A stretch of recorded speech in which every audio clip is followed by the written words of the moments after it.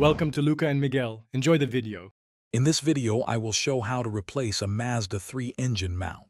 First, gather all your necessary tools, including a floor jack, 2 jack stands, and a complete socket set.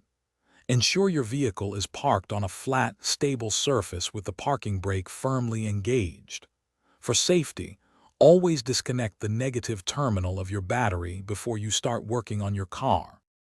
Next, you'll need to safely support your engine.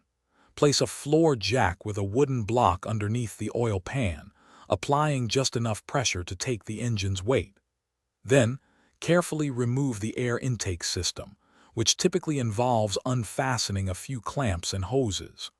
Also, disconnect any electrical connectors or vacuum lines that might be attached to the old engine mount.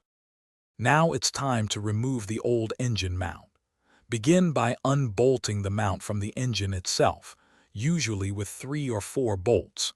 Then, remove the bolts securing the mount to the vehicle's frame.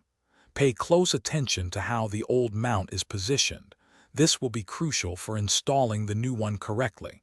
Carefully pry the old mount out of its location. Finally, install your new engine mount. Carefully place the new mount into position, ensuring all bolt holes align perfectly.